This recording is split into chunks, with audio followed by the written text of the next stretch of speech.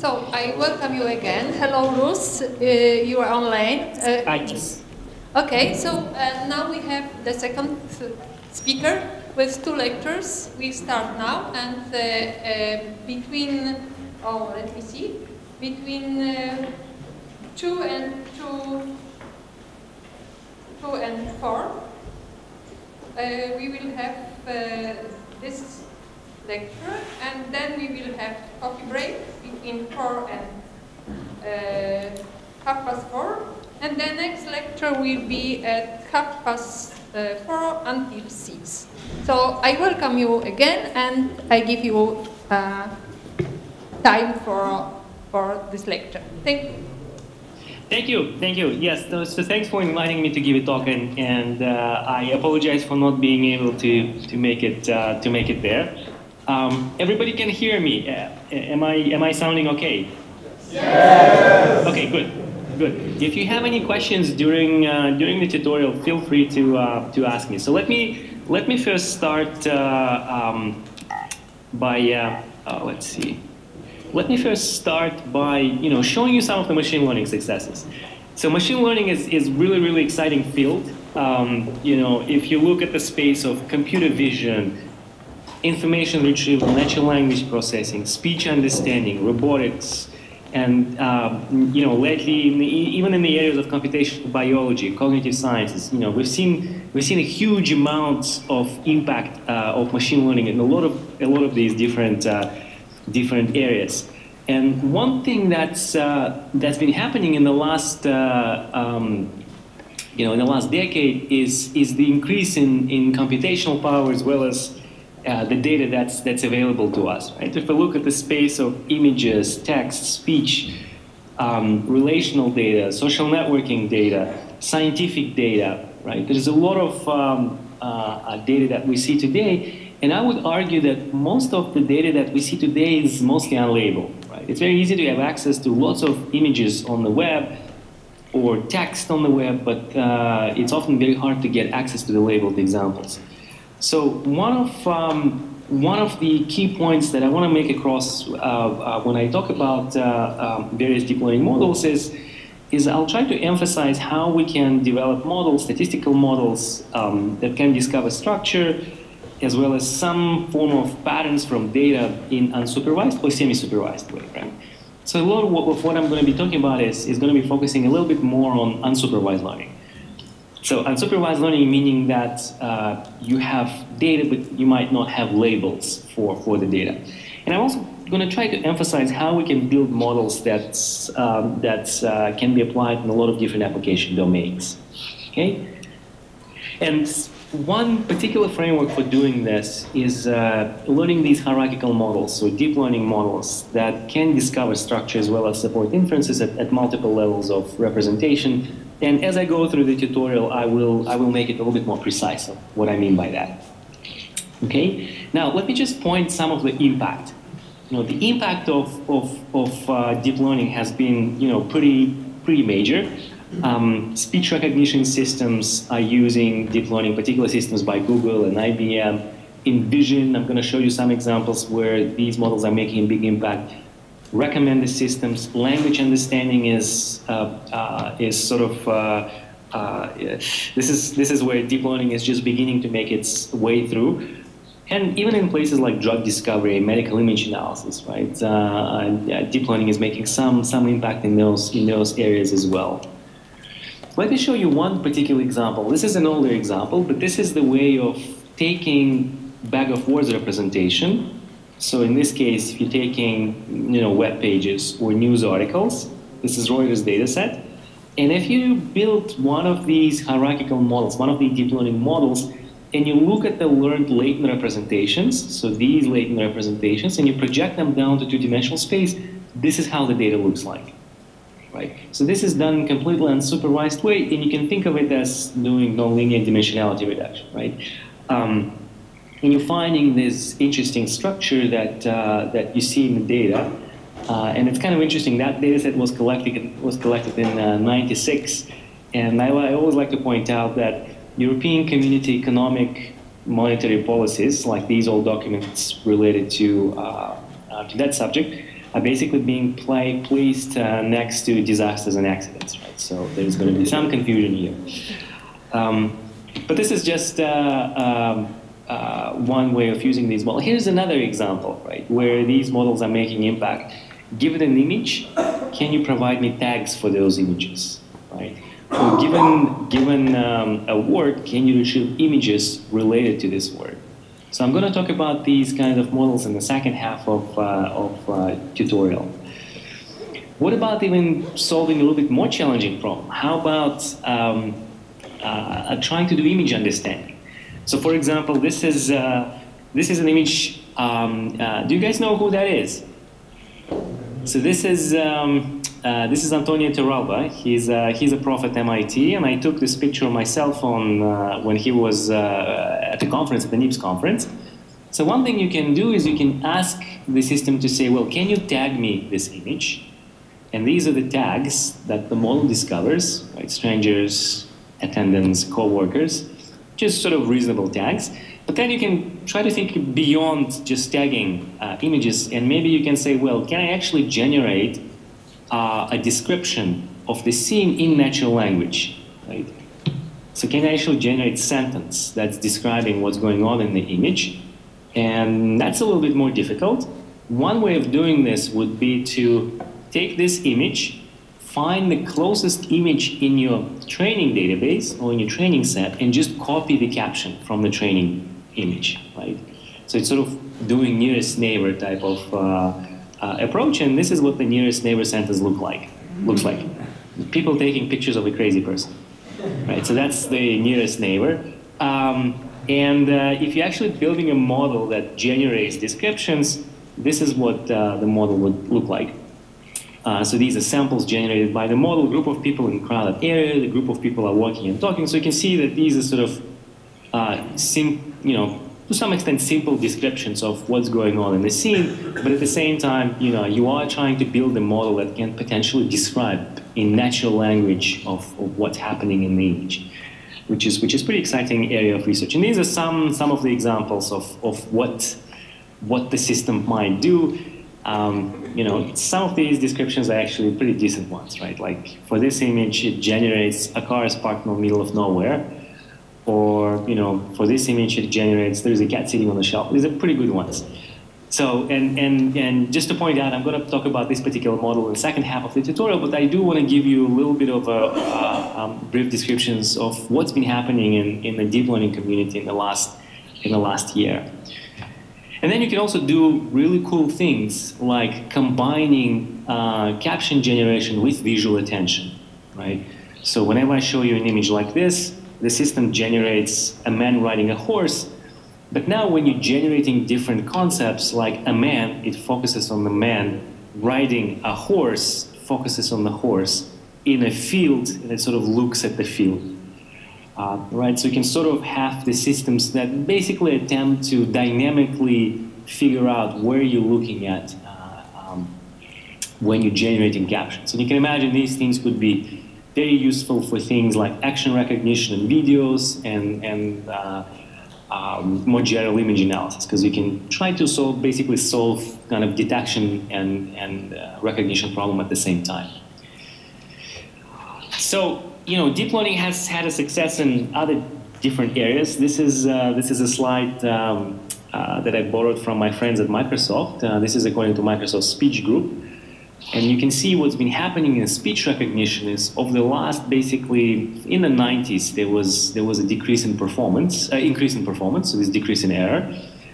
And then since about 2000, nothing was really happening. Right? So there was basically a period of time where systems kind of worked and they kind of didn't, so it was never very useful. And with deep learning, you basically have this huge gap, a huge decrease in the error. So the systems right now, if you're using Android systems for speech recognition, they're actually working reasonably well. Right? They're not there yet, but they're working quite well. This was also done by George Dahl at University of Toronto, where you can use deep learning for drug discovery. In particular, you can build a system that can identify molecules that are highly active towards particular targets. And the way to think about this is that, if you're trying to design a particular drug, you're typically testing multiple different drugs to see if they're going to be binding to particular targets. So, and so what you'd like to do, what people generally do in wet labs, they just test a lot of different drugs. But then you can imagine they can build a system that predicts which drug is going to be working better, or which combinations of features would be working better, so that you can help doctors, or you can help these drug discovery companies to sort of do the experiments better. And this actually is exciting because companies like Merck, which is the huge US pharmaceutical company, they're actually beginning to use these methods to help their prediction tasks. They're implementing those methods inside their own systems. So that's quite interesting. Netflix is another example. Where you're trying to build a recommender system, and they're using things like restricted Boltz machines and probabilistic matrix factorization and Boltzmann machines. I'm going to talk about those models. They actually work pretty well, right? And this is just another example of using these kinds of models for collaborative fieldwork. And I'm going to show you some examples of that. And what Netflix done is that they basically took these models and they scaled them up, right? To they have instead of having 100 million ratings, they have more than 5 billion ratings, right? So it requires sort of an engineering effort to build a very large-scale system. And the other thing that I should point out that, this is sort of a slide that I sometimes show, just kind of nice. It's MIT Technology Review was basically saying in 2013 that deep learning is one of the breakthrough technologies.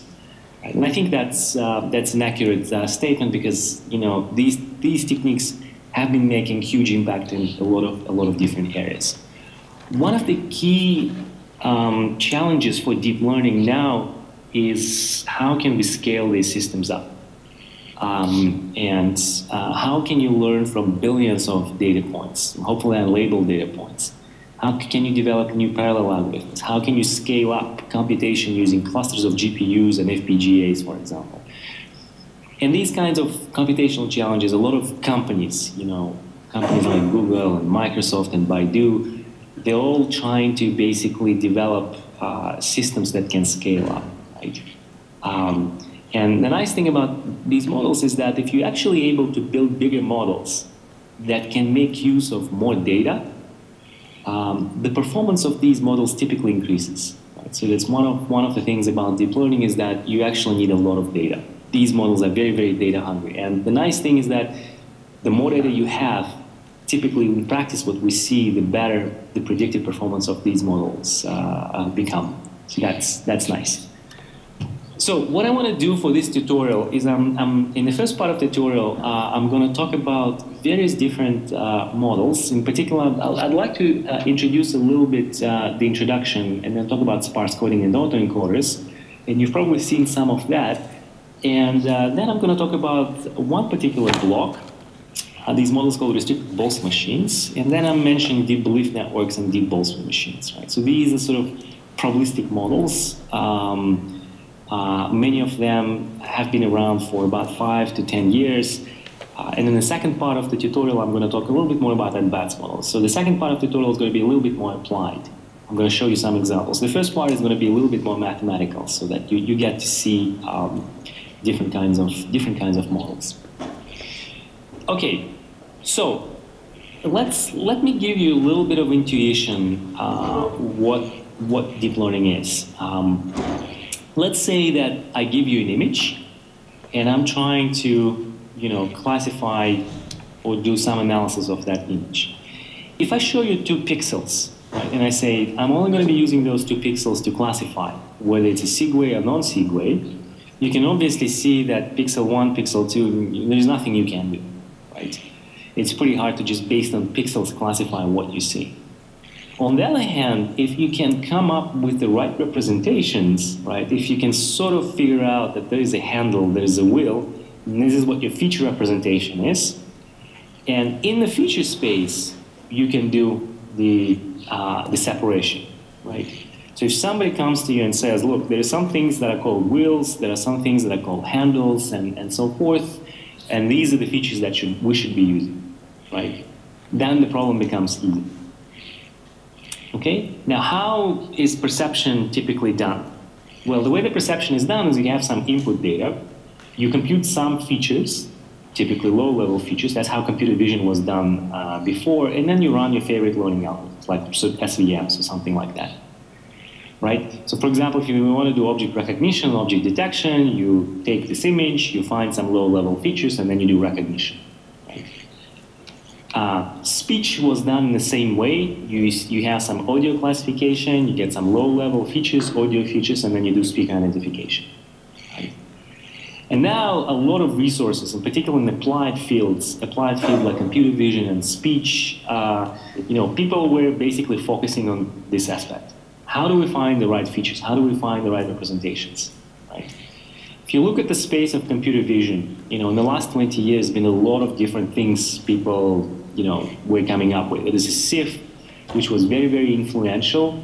In the last 10 years, everybody was using SIFT. If you look at any computer vision paper, all of them were, basically most of them were using SIFT. HOGS, histogram of oriented gradients, is another sort of low-level feature that people discovered, and so forth. So, one of the things you're trying to do in these applied fields is figure out what are the right features, right? And whoever comes up with the best features, gets the best results. It turns out that you actually don't need any of that. With enough data, enough computing resources, you can actually learn what the right features you should have using deep learning. And I think that was a little bit of a surprise to the deep learning community because, to the computer vision community, because, deep learning was, primarily pioneered by Jeff Hinton. And in 2012, they published a paper at NIPS, which is a machine learning conference, basically showing how you can do deep learning for vision. And which basically turned computer vision field upside down. In the space of audio, it's the same thing, right? You have spectrograms, you have MFCCs, which is a very commonly used feature, flux, and so forth. And it turns out that most of these features you actually don't need. If you have enough data, you can actually figure out what the right features to use, right? So that's good. And so if I go back here, so what's been happening is in our community in the last couple of years, the last few years, is that now a lot of papers in speech, in vision, in natural language processing, people are now trying to figure out, can you actually build end-to-end systems without using hand-engineered features? And I think that's very exciting and that's good. We should be doing that. Okay, so let's look at one of the earlier models, which is a very successful model. It's a sparse coding model. And originally it was developed to explain early visual processing in the brain, right? How edge detection is done. So sparse coding, it's a very influential it's a very influential idea, so it's good to know about. So given a set of input data vectors, x1 up to xn, what you're trying to do is you're trying to learn a dictionary of bases, phi1 up to 5k, such that you can represent an input as a linear combination of the bases, right? Now, what you want to do is you want to make sure that the coefficients when you're doing linear combination are sparse. So most of these coefficients are 0, right? So you're basically trying to solve the problem where each data vector is represented as a sparse linear combination of bases. Okay. Now, let me show you what it looks like. Let's say you take the natural images, right? You take little patches from those natural images, and if you learn the bases, these phi vectors, this is what they look like. And that's interesting because, this is the system that finds these little edges. And so if you have a new example, a new patch, then you can say, well, this new patch can be written as a linear combination of, some of those bases, in particular, in this case, 3 of those bases, right? So x is given by, basis 36, basis 42, basis 65, right, with the linear combination. And it turns out that that representation right? These coefficients is now becoming your new feature representation, because you're basically saying, I need to just know which basis participated in reconstructing that particular new example. Now, how do we do training? How do we actually find the bases and the linear combinations? Well, let's look at the training procedure. You have some input image patches, and you're trying to learn some bases. All the image patches and the bases lie in the same space, in the RD space. And now you're trying to solve this problem. Okay, so let's parse this problem. The first term is the reconstruction error, right? The first term is basically saying, I want my linear combination, right? My linear combination of bases to be close to the X, right, to the true signal. So this is the reconstruction error plus the sparsity penalty. Right? And the sparsity penalty is essentially, you look at some of the absolute values, which typically encourages the coefficients to be close to zero or to be zero, right? Now, unfortunately, this problem is not a convex optimization problem, but you can use alternating optimization. You can fix the dictionary of bases. So whatever your dictionary of bases now, initially you initialize them to be random, right? Phi 1 to 5k, and then you solve for activations, solving for these linear combinations, right? Or sometimes we call them activations. And this becomes a standard lasso problem. Right? It's a convex problem. There are sort of software packages that allow you to solve the lasso problem. There's something that's called quadratic programming that you can use. And in the second step, you fix the activations and you optimize the dictionary of bases. So you're optimizing for these 5Ks, right? And it turns out that it's a convex QP problem, quadratic programming problem as well. So you basically doing this alternating optimization. You fix the dictionary of bases, you solve for activations, you fix the activations, you solve for bases, right? And you do that multiple times up until you converge to some local optimal. Now, at the test time, if I give you a new image patch X star, as well as the learn basis, phi 1 up to 5k, your goal is to output the sparse representation A for an image X, in which case you're trying to solve this problem. This sort of becomes an inference problem. Given a new test patch, you're trying to find what these activation variables are. We're basically trying to find which basis you should be using so that you can reconstruct that particular test image as well as you can. And again, that just becomes a standard lasso problem. So you can do it fairly efficiently, and that's exactly how you're solving for a new test case. And these now become your new feature representations. So, for example, how can you use this particular algorithm? Well, you're given some input, that's your input image. These are your learned bases, right? This is what happened during the training. And now, if you just apply these bases to different locations in the image, so it's almost like does a convolution, then this would be the response to this filter, this would be the response to this filter, and this would be the response to this filter, and this would be the response to this filter, right? So you basically, you can think of it as like trying to find different edges at different orientations, right? And these are now become your features coefficients. Most of the time they're zero, sometimes they're non-zero, right? These becomes, the response of the convolution, and then you can, for example, take these features and plug them into classification algorithm such as SVM. And if you look at the baseline, if you look at PCA, sparse coding does much better, right? So sparse coding, is a very commonly used technique for finding low-level representations, particularly in images. So you see that a lot in a lot of different papers. Sparse coding is being used a lot. Now let's look at interpreting sparse coding. Right, so how do we interpret it? Well, if we look at that particular formulation, we can interpret it as follows. There is explicit linear decoding, right? So given the sparse features, if I tell you A's, if I tell you what activations or what features I'm seeing in the data, then it's just a linear combination. To get X, you just take a linear combination of these A's, right? And that's just this expression here. The problem here for sparse coding is that there is implicit nonlinear encoding, right? So given X, if I give you a patch, and I ask you what are my coefficients A, right? What are my activations? Well, this mapping is very nonlinear and it's implicit, right? Meaning that you have to solve a standard lasso problem to figure out what these coefficients are.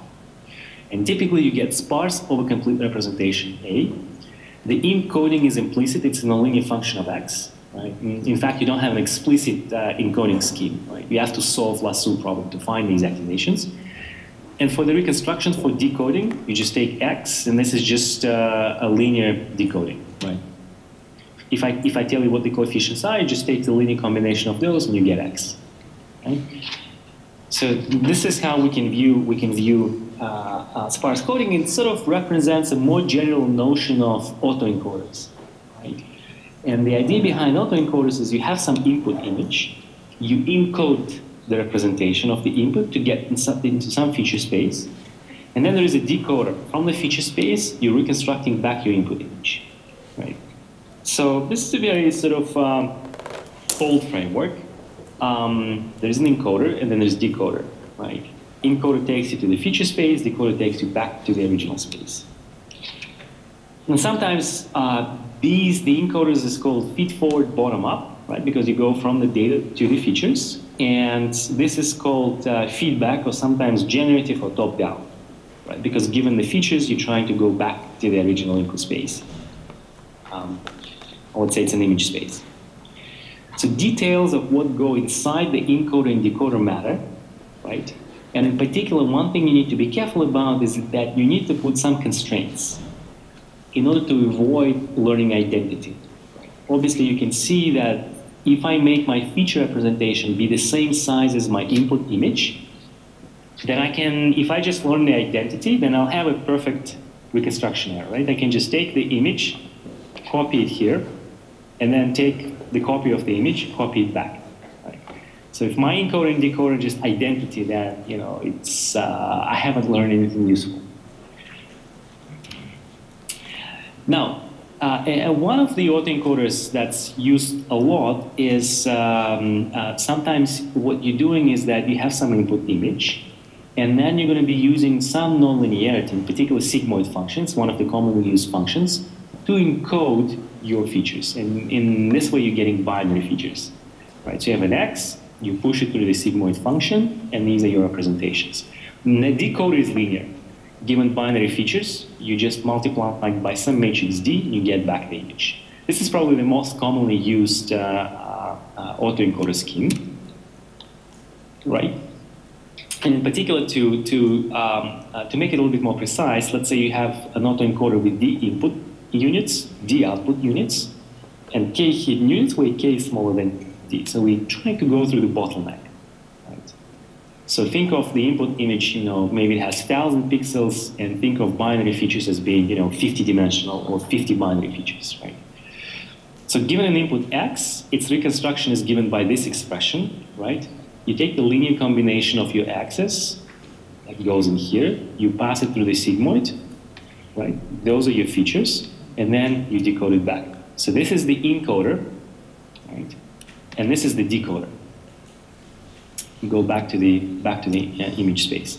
And what you can do is you can now train the system. You can determine the parameters of the network, W and D here, W in the encoder, D in the decoder, by minimizing the reconstruction error. Right? And the reconstruction error, this is what the encoder is telling you, this is the truth, and you're trying to minimize the squared error. And you can differentiate this objective function with respect to parameters, W and D, and you can sort of converge to some local optimum. Right? Now, the interesting thing about that autoencoders is that if your hidden and output layers are linear, right, then this particular autoencoder, if they're linear and you're minimizing the squared error, then what will happen is that you will effectively recover PCA, principal component analysis. So if you're doing this linear encoder and decoder with W shared here, the K units, the K hidden units, will span the same subspace as the first K principal components in the PCA model. So effectively, if you make your autoencoder be linear, you basically recovering PCA, which is nice because we know PCA is one of the very, very commonly used algorithms for dimensionality reduction. So with no linear hidden units, you can basically have a nonlinear generalization of PCA. And obviously you can probably guess that nonlinear models are much, much more powerful than linear models. Now, another way of autoencoding is you're working with binary data. If you're working with binary data, then you can encode using sigmoid, and then you can decode using sigmoid. And of course, you need some additional constraints to avoid learning an identity. Typically, you're trying to make your binary features be sparse, or some other constraints that you have to put in. And it actually relates to restricted Boltzmann machines, something that we're going to look at a little bit later. Now, one of the things that people are doing today and have been doing since over the last few years, since the deep learning came to life, is stacking autoencoders, right? So imagine that you're building your encoder and decoder, you're optimizing some squared error, you're finding features, and maybe you incorporate some sparsity here, and you can say, well, why can't I do the same thing again, right? Maybe I'm learning these features, but maybe I can encode these features again and decode them. So you can build sort of the second level of representation. And then maybe you can encode into class labels and decode back into features. So maybe these would represent your class labels, right? So you can learn these hierarchies or these hierarchies of features, right?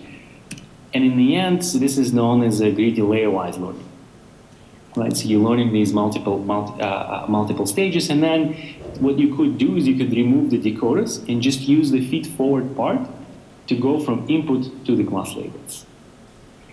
Right, and that becomes sort of a standard of convolutional neural network architectures, and then the parameters of this entire model can be fed, using backpropagation.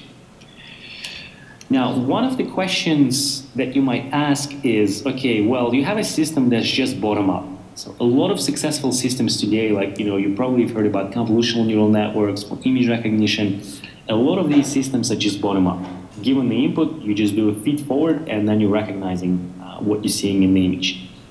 So the question is, can you build systems that can also use top-down and bottom-up?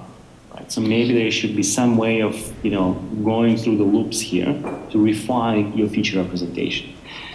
And then the other question is that, is there more rigorous mathematical formulation? Like, I told you that I can stack these things up, but is there something that we can say a little bit more precisely other than it works pretty well, right? And it turns out that there is a little bit of rigor in mathematical formulation for these models that I'm going to give you an overview about.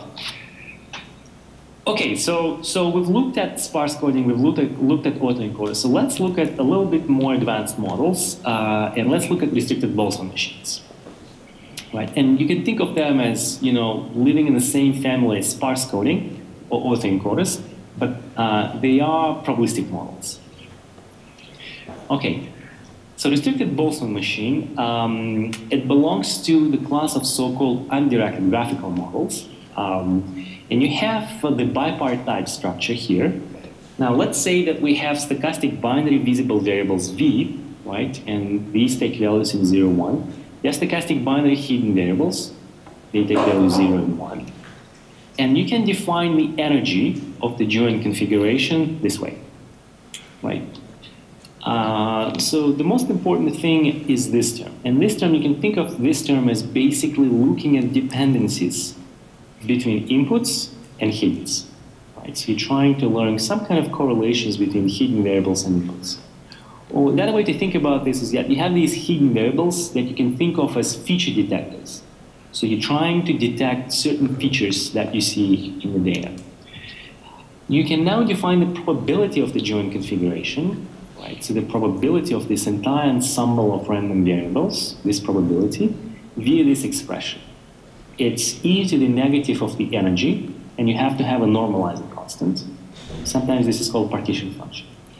And so that's why these models are called boson machines because of the relationship. I mean, relationship between probability and energies, right? And sort of a lot of these models, a lot of intuition and inspiration from these models come to machine learning from statistical physics, right? So, you know, we borrow a lot of concepts from that field. Alternatively, you can define the probability this way. Right? That's another way of defining it. I'm just writing down what the energies are. And you have these pairwise interaction terms, and you have these unary interaction terms, right? And the pairwise interaction terms, again, are just modeling dependencies between hidden and, sorry, between visible and hidden variables.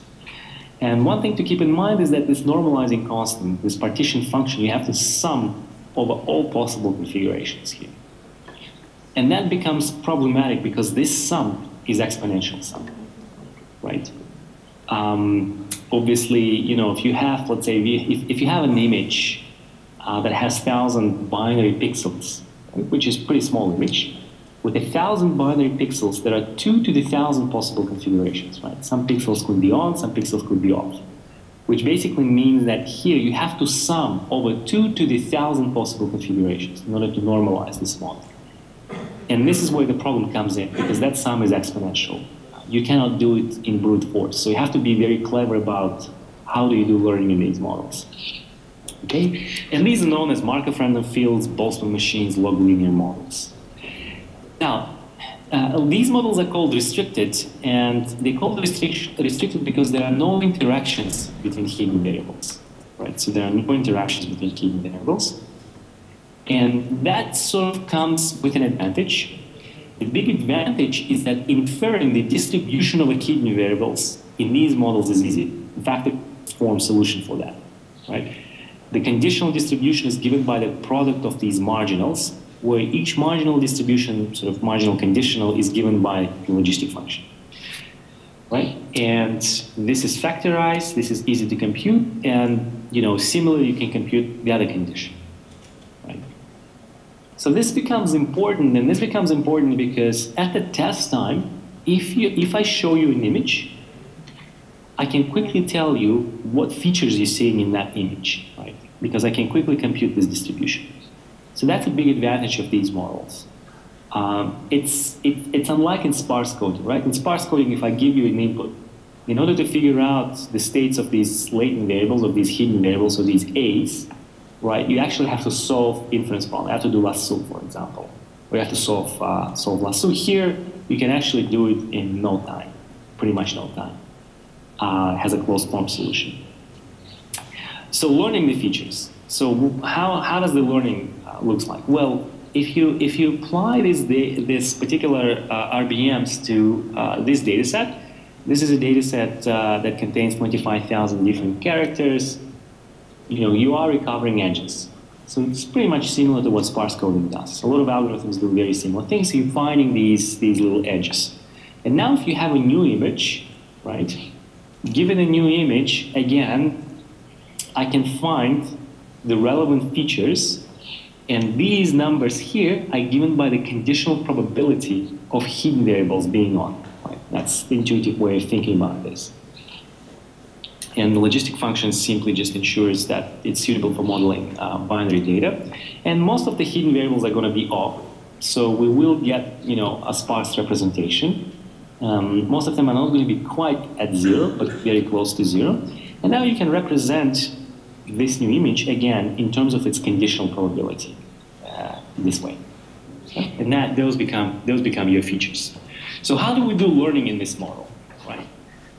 We can write down the probability of the image, and given a set of ID examples, V1 up to Vn, we want to learn the parameters of the model. And one way of doing this would be to look at likelihood objective, in particular looking at log likelihood objective. And the log likelihood objective has a very intuitive form, right? If you look at this maximum likelihood objective, or the log likelihood objective, you essentially can think of it as follows. I give you these images, these ID images, and what you're trying to do is you're trying to find parameters in such a way that the probability of observing all of these images is as high as possible.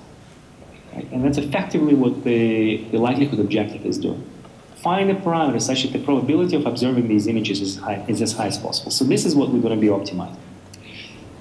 Right? And then there's typically some regularization, objective regularization that we have to make sure that we're penalizing it properly. Now, derivative of the log likelihood takes this form. Right? There's a little bit of math involved, but it comes down to the difference between two expectations. This is expected sufficient statistics driven by the data, and this is expected sufficient statistics driven by the model. Right? So let's look at it a little bit more explicitly, right? So derivative to the likelihood, you're looking at the difference between these two expectations. The first expectation is easy to compute. Think of this as basically looking at the data and figuring out what kind of correlations between variables I see in my data. Right? So this is easy to compute. And the reason why it's easy to compute is because the joint distribution with respect to the data distribution can be written as the empirical data distribution times the conditional. And the conditional is easy to compute in these restricted Boltzmann machines because there are no connections between hidden variables. Right? So I can solve for this exactly. So that's why these expectations are easy to compute. These expectations are very difficult to compute. So think of these as looking at the correlations induced by the model. Right? So you're looking at correlations induced by the data, and you're looking at correlations induced by the model, and you're basically trying to match the two. And the problem with these expectations is that you have to do this exponential sum, right? You have to look at all possible images, right, that you could have generated. And again, as I mentioned before, if you're working with, 1,000-dimensional images, there are 2 to the 1,000 possible configurations, right? Because you have to explore all possible images the model could have generated to compute these expectations. And this is very difficult to compute. And this is where a lot of efforts is happening in, trying to figure out how we can approximate these expectations efficiently. One of the commonly used methods is using Markov chain Monte Carlo. There are other techniques using variational approximations, belief propagations, there are tons of papers written on, estimating partition functions or estimating these, sometimes known as marginals. And you need to have good estimates of those expectations or those marginals in order to do learning, in order to do estimation of the parameters. So here we have to resort to some approximate maximum likelihood learning. Okay. Now, how do we do approximate maximum learning? Well, one way of doing this is to replace this average over all possible input configuration by samples. Okay. So one way of doing it would be to run Markov chain Monte Carlo, do Gibbs sampling, which effectively does the following, right? You start with the data, you sample hidden states, and then you just repeat. You sample observed, you sample hidden, you are observed and hidden, and sort of you sample these conditionals, and that defines a valid transition operator. This is a valid Markov chain.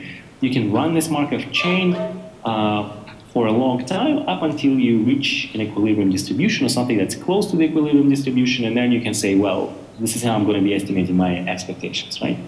This is what most of the statisticians, for example, would do if you're trying to, compute some complex expectations.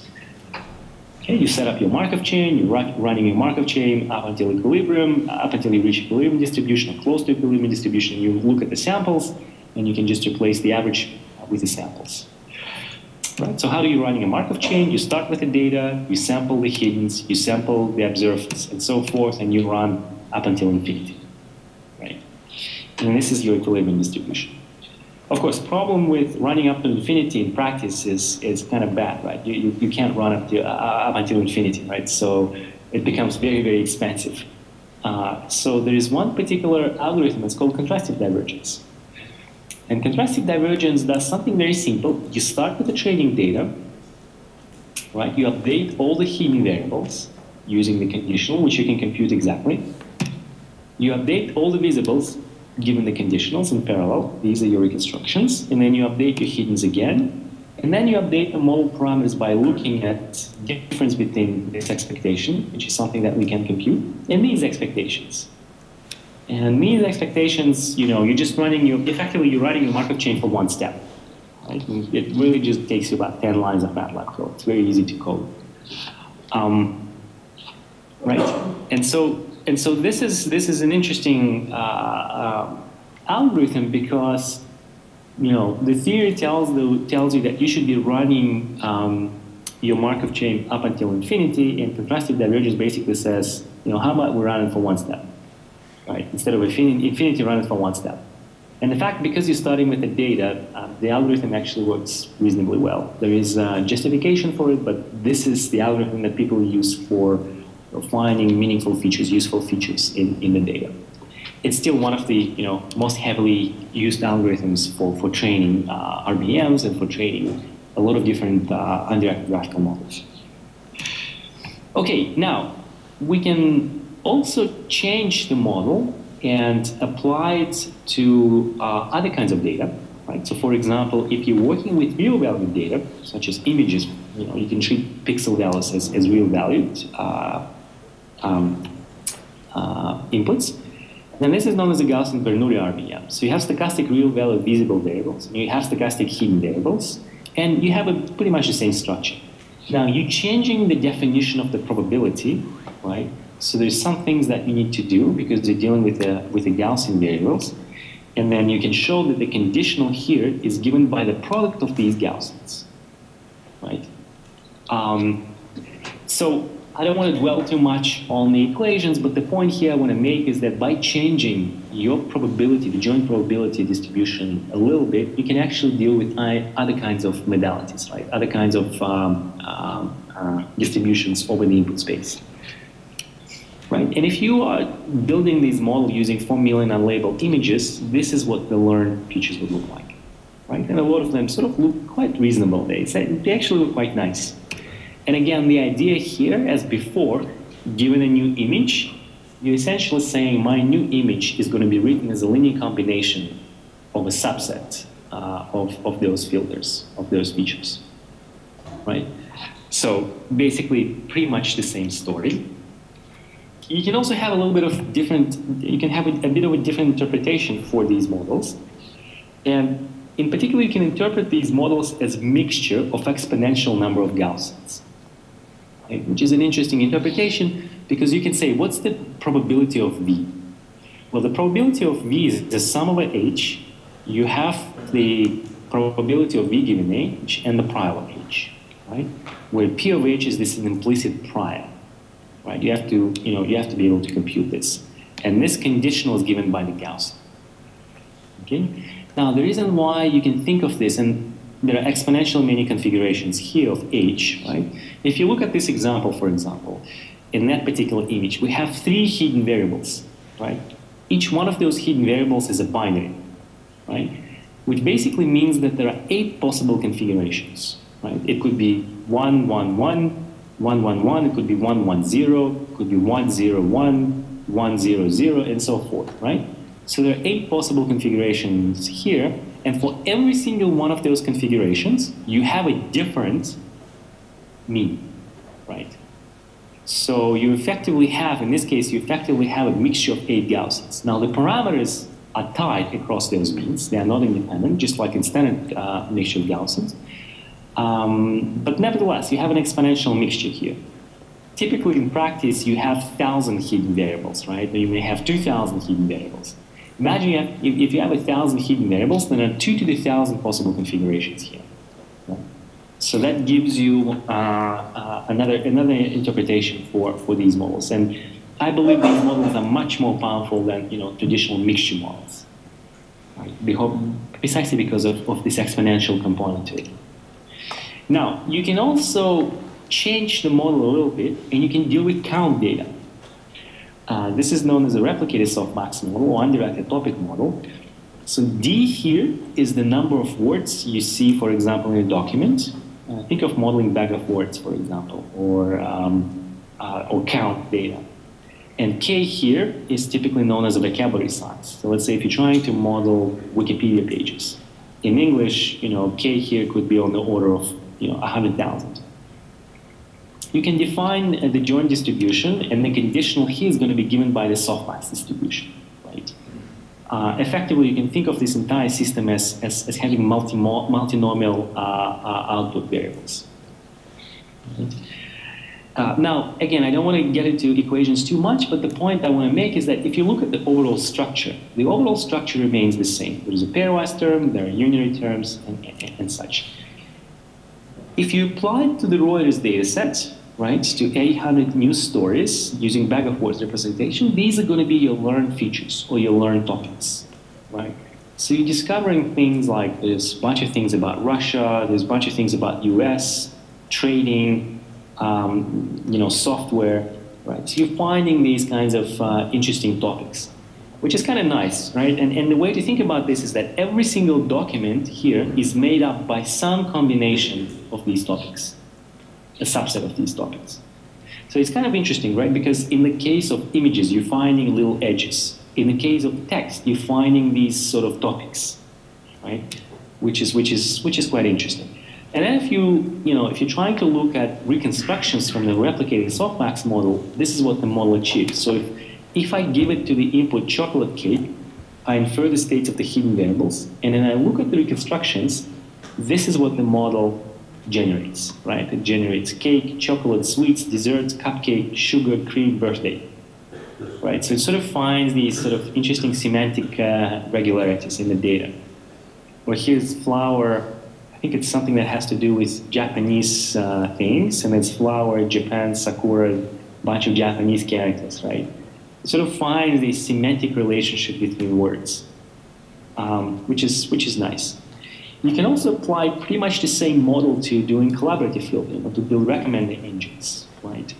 So in this case, you can think of visible variables as representing multinomials over user ratings. So, in cases like Netflix, users typically provide ratings on, from 1 to 5, whether you didn't like the movie or you liked the movie, right?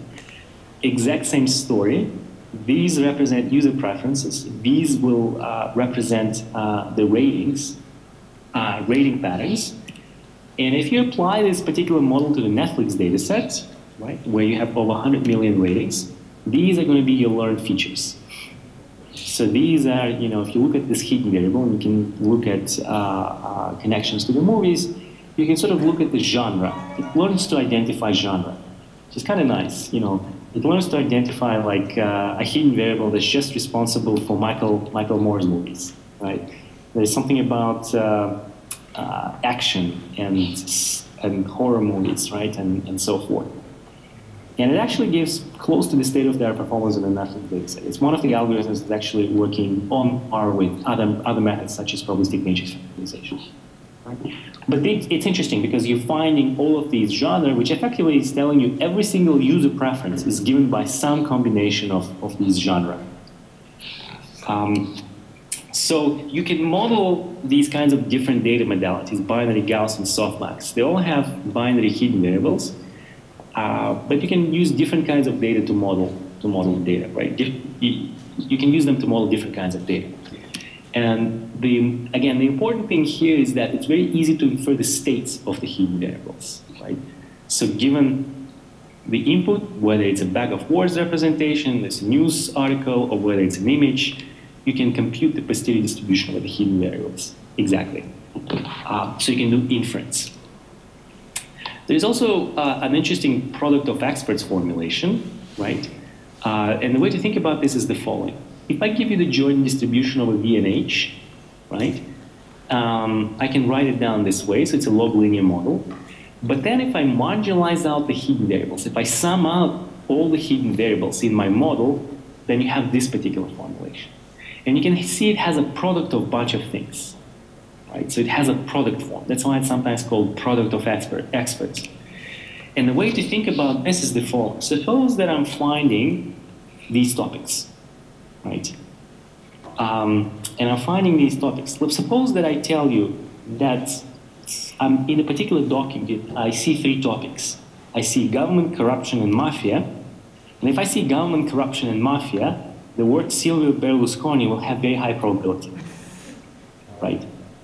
If I tell you that this document is about government, corruption, and mafia, because Berlusconi, he was in the government, there were a bunch of corruption scandals, and he's kind of has some ties with mafia, right? I guess Playboy would also be another topic for Silvio Berlusconi, but you can see that if I tell you I'm saying these three topics, certain words will have very, very high probability. Right? You guys know who Silvio Berlusconi, right? He's a former Prime Minister of Italy.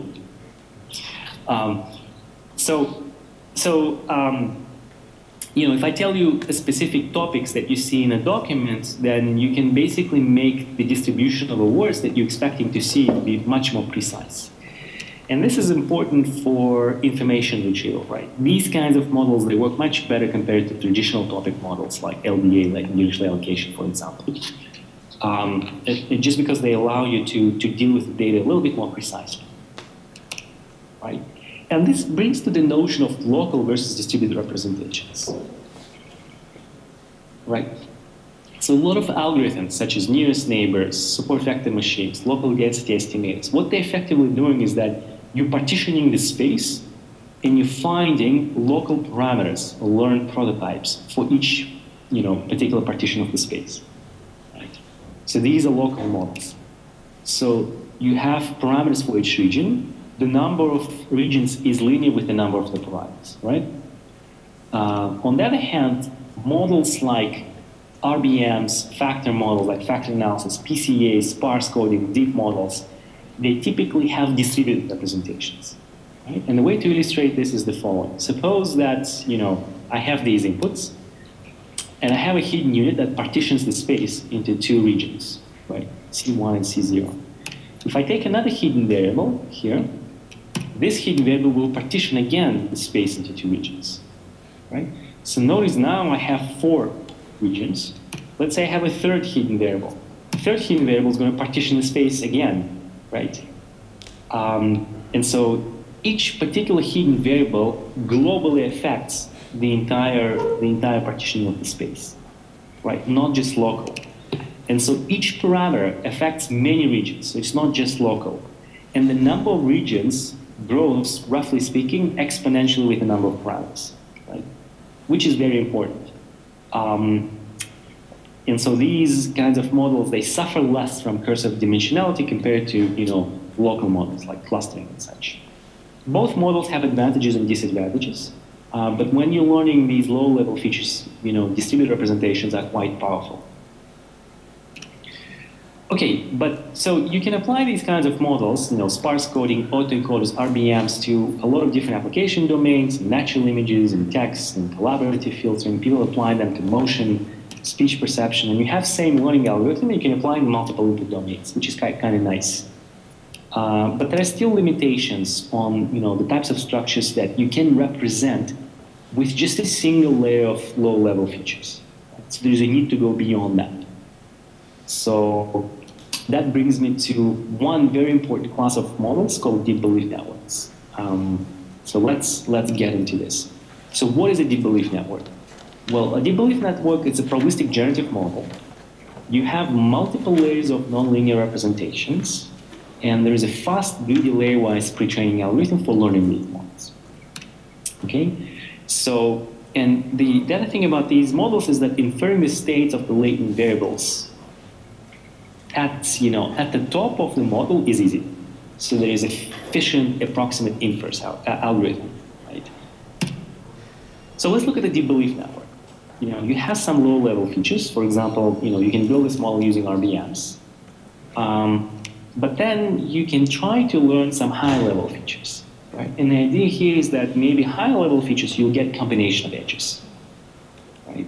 So the hope is that you start with a simple representations, you go in the hierarchy, you start learning, you know, high-level representation, which is combination of edges. And the hope is that the internal representations can, you know, capture some high-order statistical structure that you see in the data. That's the hope. Now let's look at the deep belief network. This was introduced in 2006 by Hinton, and I think that was probably the most influential paper in the deep learning community, because in 2006, Hinton and his co-workers introduced this model, and they've shown that you can actually learn this model efficiently, right? So there is a visible layer. There are hidden layers, H1, H2, and H3. The top model is represented by a restricted Boltzmann machine, and the subsequent layers are represented by so-called sigmoid belief network. Okay, and I'll give you the definition of what they are. So it's an interesting model because it has a combination of directed and undirected models. Right? So this is undirected graphical model, and these represent directed edges. So the joint probability distribution factorizes. If I look at the joint probability of this ensemble of all of these random variables, you have RBM defined at the top, right, given by this expression here. We've seen RBMs between H2 and H3. And then there is a sigmoid belief network.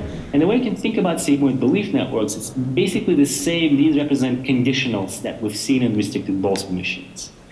So probability of H1 given H2 is given by the product of these marginals, and where each one of these conditionals is given by sigmoid function. So that's why these are called sigmoid belief networks. And again, the probability of V given H1, right, is given by the product of these conditionals, where each conditional is given, again, by sigmoid. So this model, you know, this is the belief network. Now, in a deep belief network, you have a generative process. So you can sample from the data, right? You're generating, and then it goes down. And then there's also recognition network, or approximate inference network. Given the input, right, you can use the sigmoids, again, to go in a different, in the forward direction, right? And recently, in the last year, in the last couple of years, there's been a huge advances in sort of training, not quite deep belief networks, but training, you know, directed graphical models, or training sigmoid belief networks. So basically replacing RBMs with directed edges. So, you know, there's a lot of excitement happening in these models, but all of them share, you know, the same common idea that there is a generative process, and then there is approximate inference, and there is recognition networks. The generative network and the recognition network. And obviously, you need to have a recognition network, because if I show you a test input, I want to be able to figure out what's the distribution of the hidden variables. Right? And I want to be able to infer it very accurately and quickly. Now, let's look at the layer-wise training algorithm that was developed back in 2006. And that sort of has a very nice mathematical formulation, because it gave rise to the whole sort of deep learning culture, because people, when they looked at this particular construction, people felt that, that's not just a hack. There is actually some rigorous mathematical formulation behind these models. So let's start with the following. Let's say we're going to be learning an RBM with input layer V and hidden layer H. We know how to do that. We can use contrastive divergence, or we can use maybe more advanced MCMC algorithms to train this model. And then what I'm going to do is I'm going to treat inferred values as the data. So I'm going to be using this conditional probability, which I can compute, right? And I'm going to be treating inferred values as the data for training the second layer RBM. Okay? Just as we've seen in stacking autoencoders, you sample the states of the hidden variables, and you say, now I'm going to be holding those and just retraining this part, training the second level RBM. Right? So you now learn and freeze the second layer RBM. And then you proceed to the next stage. You know, you infer the states of the hidden variables, and now you're training this RBM, right? Using these states as the data for training the next layer RBM. Right? And now you're training this RBM. And one of the interesting things about that particular construction is that you can show under certain conditions, there are certain conditions that you have to satisfy, but nevertheless, you can show that this layer-wise pre-training improves the variational low bound on the log likelihood objective. Right? And we'll look at the variational, I'll show you the variational argument later in this tutorial.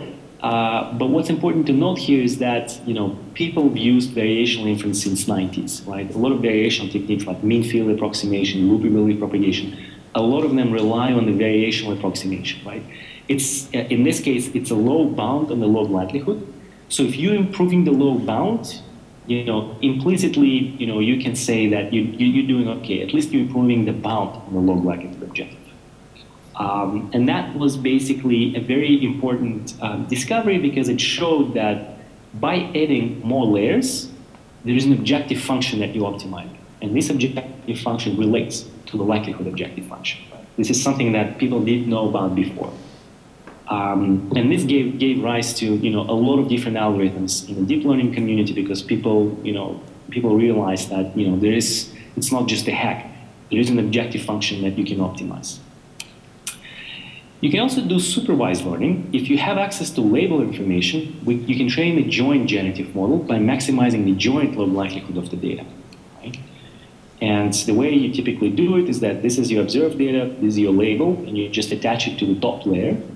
And you can train this model. You can optimize the joint log likelihood, at least the bound on the log likelihood. But then you can do discriminative fine-tuning. You can use deep belief network to initialize a multi-layer neural network, and you can maximize the conditional distribution log P of y given B. So you can derive the conditional probabilities here, right, P of y given B, and you can actually optimize discriminatively. So that's how people sometimes use, you're training a deep belief network, then you convert it into a conditional model, which essentially becomes a neural network, and you optimize for this conditional probability. Now, to sample from the model, from the deep belief network model, what you can do is you can sample, you can run the Gibbs chain to sample states at the top level RVM, following down by just sampling the conditionals. And this is, you can, and that defines a generative model. And I'll show you some examples of generative models later, how the samples look like. But the nice thing about these models is that you can actually generate data from these models. Right? Now, how do the features look like? If you look at the first layer features, it discovers these little edges, as we've seen before. If you look at the second layer features, and you're trying to sort of visualize how they might look like, you start capturing these, a little bit more abstract features. They sort of start looking more like edges or like digits. Like this is very useful features because before 9, right? So you start seeing something a little bit more complex as you go up in the hierarchy. And there was a nice paper on convolutional deep belief networks that was coming out of Stanford in 2009. And what they've shown is that if you train on face images, at the low levels you're discovering these little edges. At the second level, you start capturing object parts. Right? So these like noses and mouth and eyes. And then at the third layer, you start capturing groups of parts, right? So you start capturing, these are just visualizations of faces and different orientations and such, which sort of intuitively is telling you that, roughly speaking, you're learning object parts and this group of parts, and it has a nice story to it. Right? This is what you'd expect these models to learn. And then if you're looking at cars, you start capturing these cars, parts of cars like wheels and such, or these are elephants and these are chairs. So you can see that you're sort of finding parts and then you're finding groups of parts. Right? If you're training it on all multiple classes, car, faces, motorbikes, you start capturing class-specific object parts, right, and then groups of parts. So you sort of, some of the hidden variables are responsible for, responding to airplanes. Some of them are responding to faces and such, which is sort of a very nice representation, and gives you this story that, you're finding these distributed representations, and as you go up in the hierarchy, you're finding, interesting kind of structure, just group of parts. You can also do interesting things like you can use these deep belief networks, or these stack of RVMs, to train very deep autoencoders. Right? So if you're doing pre-training, and then you can just do the encoder and decoder, right? You can encode and then decode. So you can take this face, you can go down to a 30-dimensional space, and you reconstruct the face back. And you can do fine-tuning. This is what it looks like. Right? So you take the face, you compress it down to 30-dimensional bottleneck, and you reconstruct back the face. Right? And this is what the examples look like. If you're looking at 25 by 25 images, and you sort of go from 2000 to 1000 to 500 to 30, this is just an autoencoder. This now represents the test faces. This is what the autoencoder does, right? The 30-dimensional autoencoder, and this is what PCA does. Right? So you can see that PCA, smooths things a lot. The deep autoencoder actually preserves a lot of structure, like these eyes, right? Or the nose. It does interesting things like regularization, right? So for example, it removes glasses. Look at this guy, glasses are gone. So, So basically, the model treats glasses as noise because there aren't that many people with glasses on this data set, so it just basically removes them. It also removes mustaches, right? So you see there's a mustache, there's no mustache, right? So it does regularize your face a little bit. And for information retrieval, I've shown you this example. You can do the exact same thing as what we've done on faces. You take the Reuters data set, and if you use bag of words representation, in fact, each article is represented as a vector that contains counts of most frequently used words, right? So you look at a particular web page and you count how many times the word Barack Obama occurs in that page, right? And this is what happens if you're doing nonlinear autoencoder, right? Projecting it down to two-dimensional space. So you're going through the bottleneck of 2 dimensions. And this is what happens if you're doing PCA, or latent semantic analysis. Right? So this is linear, and this is nonlinear. Right? So you can see that nonlinear gives you much, much more structure and more information. Right? And typically you can use it for either for information retrieval or for visualization, right? As a way of doing dimensionality reduction. And in terms of information retrieval, you can see that on the Reuters data set, these deep generative models, they work much better than the LSA and LDA type of models. So that's nice. You can also do interesting things like something that's called semantic hashing. And the idea here is that, we can always map the data into the codes, binary codes, right? So instead of mapping into some real value space, you can map them into binary codes. For example, you can map them into 20-dimensional binary codes. And the nice thing about this is that you can now search for similar items, for semantically similar documents, basically by arranging your address space so that you can just like do lookups. You can just look at the nearby addresses, and you don't have to do any searching at all. And you can literally search through billions of documents in just a fraction of a millisecond, right? So you can really scale these systems up by learning binary codes. And obviously, there's a whole community now looking into the ways of mapping inputs, images or text or whatever that is, into the binary space, because searching in the binary space, looking at the Hamming distance, for example, is a much easier task to do. Right? You can define very efficient algorithms for doing that. And this is, there's been a lot of work, follow-up work, where you can map images into binary codes for fast retrieval, right? So given an image, if you're using, 30-dimensional RBMs, this is what the similar things would look like. We can map it into the RBM with 256 binary hidden states. Right? We can find these things. And this is coming from this work in 2008. So that's nice, right? Now let me step back a little bit, and we have a little bit of time, and talk about another class of models, and these known as deep Boltzmann machines. Right? So there's deep belief networks and there's deep Boltzmann machines. And these two models are somewhat similar, but also dissimilar. And I'm going to show you what we can do with deep Boltzmann machines. So bear with me a little bit, because it's going to be a little bit more mathematical, but then I promise you the second half of the tutorial, I'll just show you, the applications. Okay, so deep Boltzmann machines. So what's the difference between the two models? So you can look at the difference between the two models. This model has directed connections. This model is completely undirected. Okay? So deep belief networks are hybrid models. And typically, to do proper inference in deep belief network it's problematic. And it's problematic due to so-called explaining away principle. Right?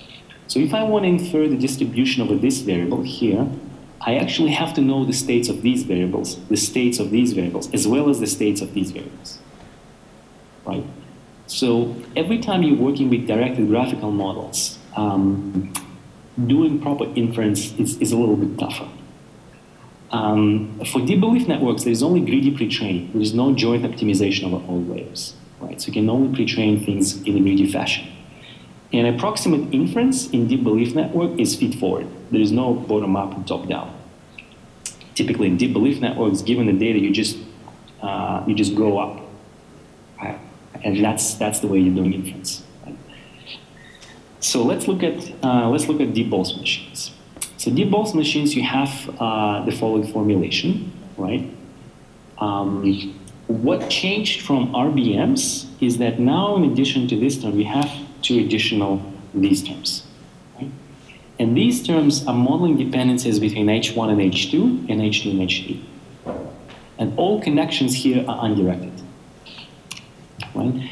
There is also a very natural notion of bottom-up and top-down. So the probability of this hidden variable being 1 is given by the sigmoid. Right? And it's given by what's coming from below and what's coming from above. And that's very useful notion, because now you have a system that sort of can incorporate the bottom-up cues with the top-down feedback. And this is unlike many of the existing feed-forward models, right? Like convolutional networks, they don't have bottom-up, top-down. HMAX, there's another model, deep belief networks and such. So generally, deep Boltzmann machines, I think, is one of the few models that has this particular structure built in. And that just comes up naturally from the definition of the marker blanket in an undirected graphical model. So it just follows out from the definition of the model. The conditional distributions, you can specify conditional distributions, right, just as before. So that means that we can sample from this model by just sampling from these conditional distributions. One thing in this model, unfortunately, is that the exact computation of these conditional probabilities is intractable. So the problem here becomes, if I want to say, what's the probability of this hidden variable? Well, in order to compute the probability of this hidden variable, I actually have to know the states of these variables. Right? And that becomes a problematic, because to know the states of these variables, I actually have to know the state of this variable, right? So you can see that the exact computation in these models become intractable. Now, how does it compare to other models? Well, in a neural network model, typically, given the input, you're just mapping them inputs to the outputs. And in a neural network, in a standard neural network, the hidden variables are deterministic. There are no stochastic units. There have been extensions of a neural network with stochastic hidden units, so that sort of resembles a little bit more like a Boltzmann machine or Helmholtz machine. And the difference between deep belief networks is that that's the definition of the deep belief networks, but then when you look at inference, it essentially becomes a neural network type of system. Right? So the inference is done in a feed-forward way. Now, let's look at the maximum likelihood learning. Right?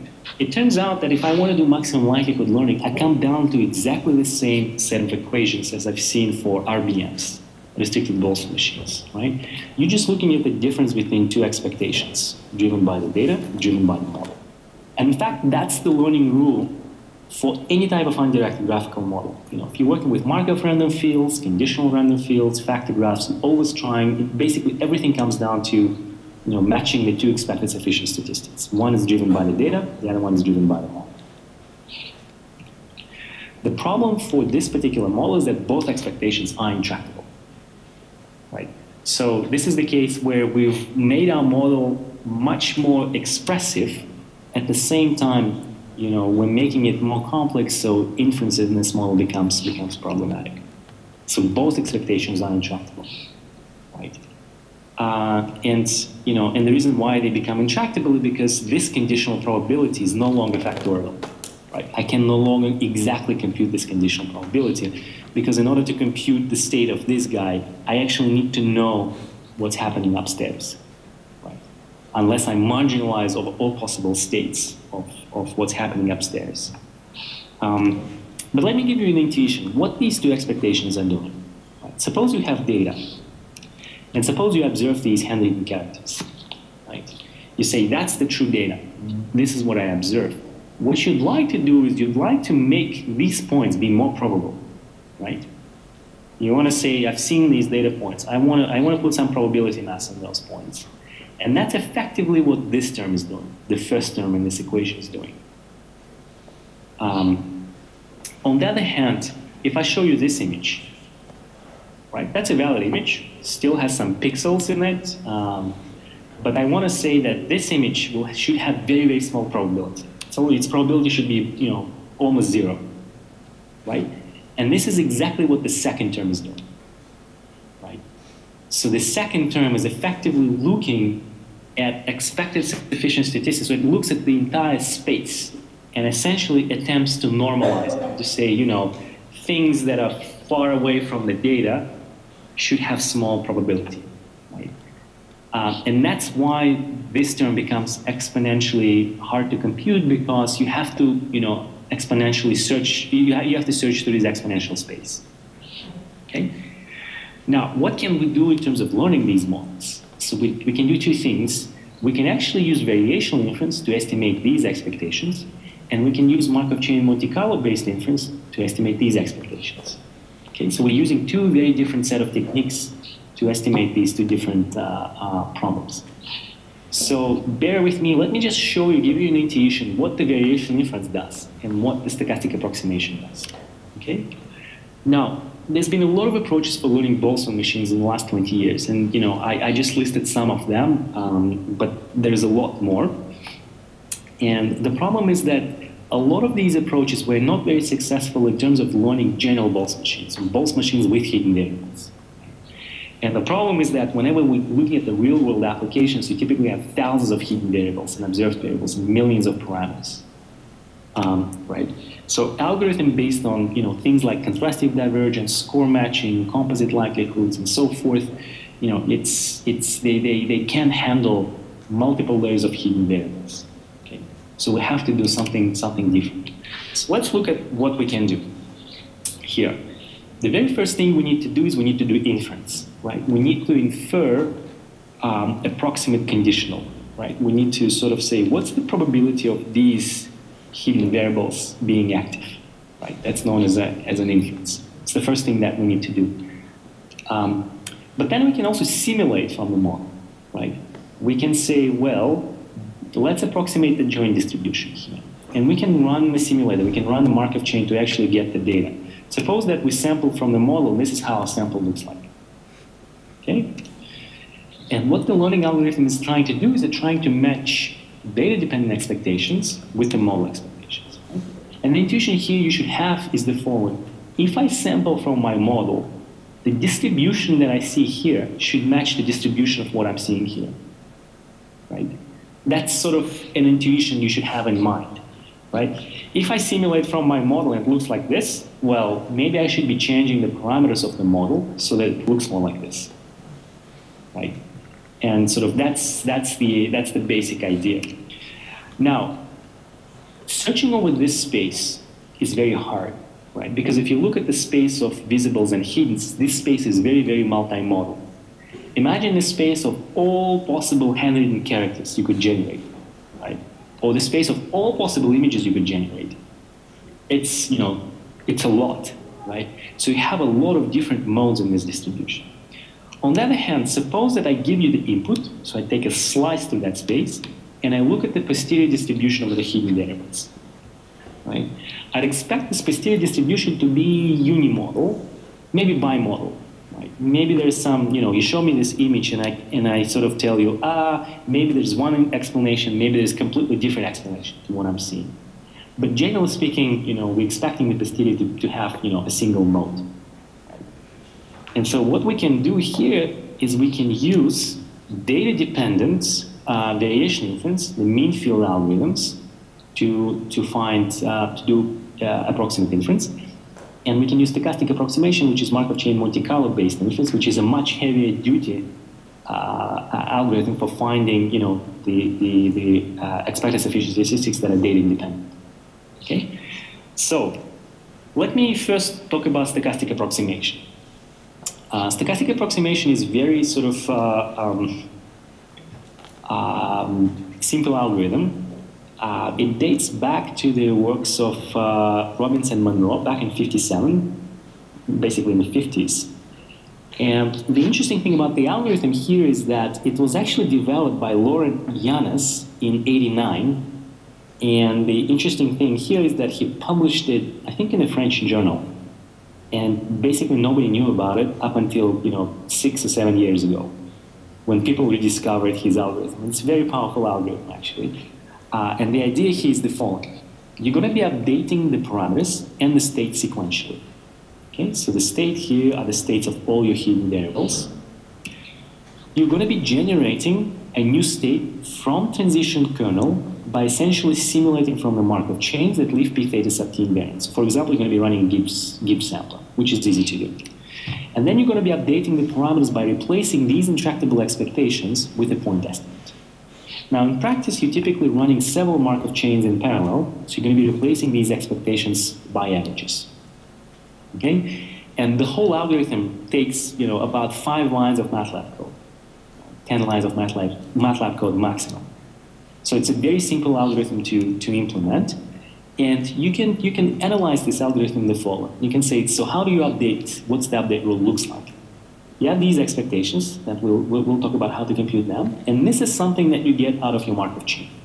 You're simulating your Markov chain, and this is what you're getting. Now, if you subtract and add the truth, right, this is something that we cannot compute, then we can write the expression this way. This is the true gradient. Right? If we could compute this, then we wouldn't be having this conversation, right? Everything would be good. So this is something that you want to compute. This is something that you could call a perturbation term. It's the difference between what you're getting out of your Markov chain and the truth, right? So how good this approximation is. And there are sort of nice theoretical results that show that you can have overshoot convergence guarantees as the learning rate goes to 0, as this learning rate goes to 0. And the arguments there are somewhat, obvious. They're basically saying, look, if your learning rate becomes sufficiently small compared to the mixing rate of your Markov chain, eventually your Markov chain will basically get close to the stationary distribution, and so it will be a good approximation of this expectation. Right? So this term will be going to 0. And so you're going to be getting the true gradient. So you can at least show, sort of convergent guarantees to an asymptotically stable point. The problem is that in high dimensions, the probability landscape is very, very highly multimodal. So a lot of it depends on how good these algorithms are. And one of the key insights is that, the transition operator can be any valid transition operator, such as tempered transitions, parallel simulated tempering, and there's a whole lot of work now where people are trying to figure out how, can we build better transition operators to explore this space more efficiently. It has some nice connections to the theory of stochastic approximation and active Markov chain Monte Carlo methods. Okay? Now, let's look at the variational inference. So the stochastic approximation gives us some approximation of the expected sufficient statistics driven by the model. Now, let's look at the variational inference. The idea behind variational inference is also very simple.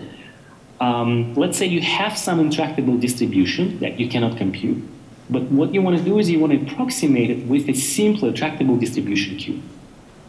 Okay?